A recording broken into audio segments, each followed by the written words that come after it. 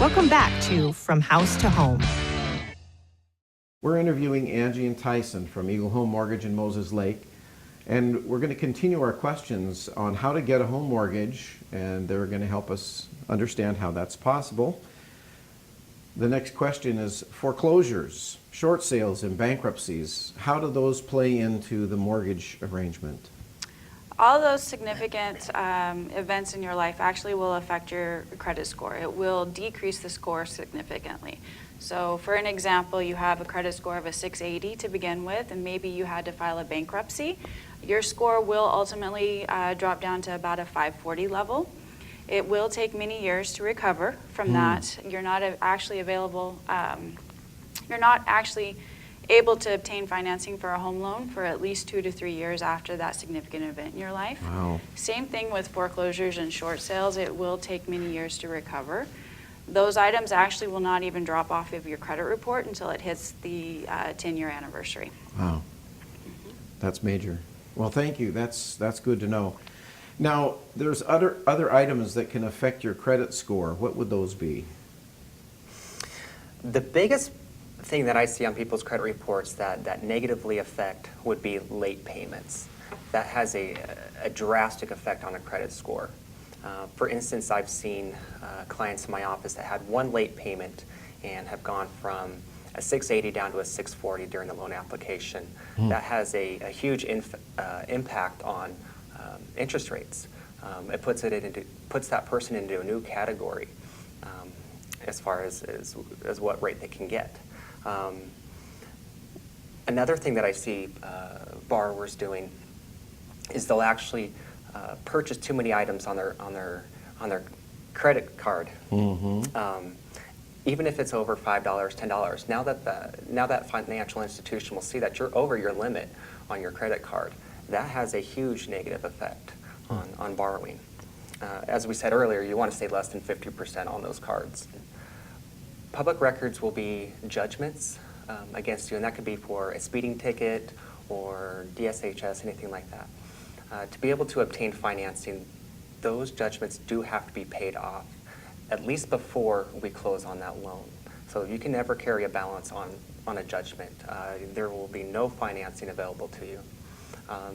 That does not go with collections, though. Collections, you can actually carry a little bit of a balance on there. We do have to use that against you.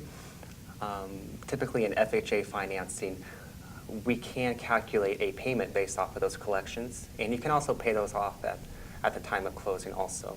Typically that's what we like to see happen, as if you pay off a collection before you close on a loan, that can negatively affect your credit score also. Really? And the reason why that happens is the credit scores are based off of, we talked earlier, on the amount of credit history you have available. Once you close those collections accounts or pay those off, you no longer have that credit available, even though it is a derogatory account for you. Opening new accounts can also affect the credit score, so your score will actually decrease if you've opened up a new credit card, maybe possibly just obtained a new auto loan. So as you're going through the mortgage process, the mortgage application process, we're looking really closely at any inquiries that you've had in the most recent 90 days, because we want to make sure that your score is going to sustain itself, as well as we want to make sure that you haven't opened any new accounts and incurred a new payment that we need to disclose on the application as well. Okay, great.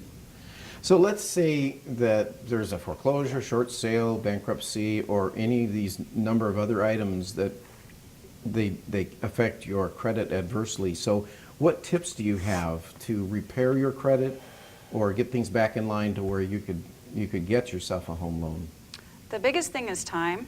Unfortunately, especially with those major derogatory events like a foreclosure, short sale, or bankruptcy, all of those things take time to season on your credit report and have your score actually recover from those events.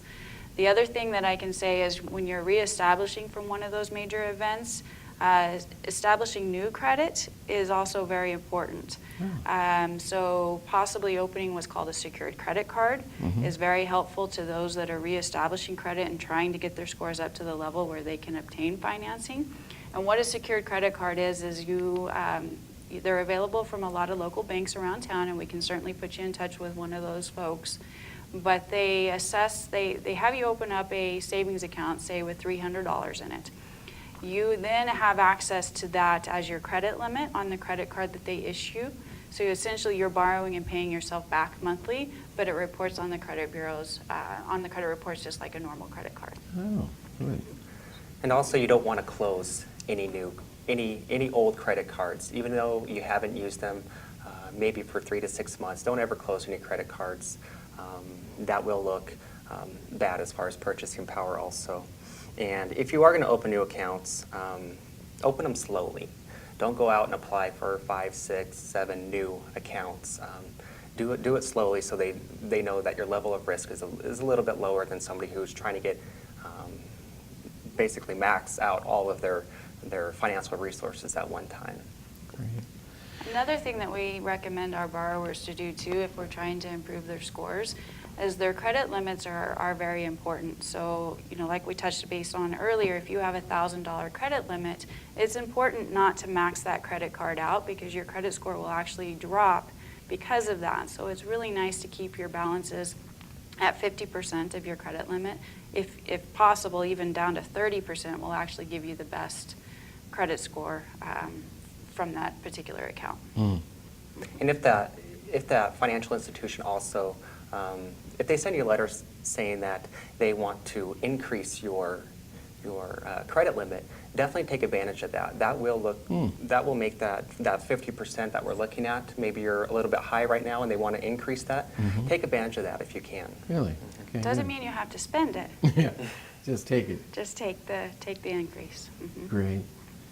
Well, we sure appreciate the time today. There's been a lot of great information shared here today, and we hope that this will help you at home to, if you're in the market for a mortgage, that you can follow up on these and use this information to assist you.